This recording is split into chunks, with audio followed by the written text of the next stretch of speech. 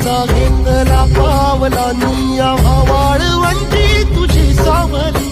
गळा भेट घेण्या भीमेची निघाली तुझ्या राम घोषात इंद्रायणी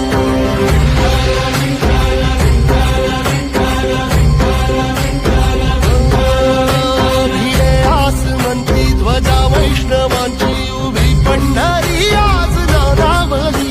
तुझे नाव ओठी तुझे रूप धानी जीवाला तुझी आस गाला घरी जरी बाप साऱ्या जगाचा परी तू आम्हाला करा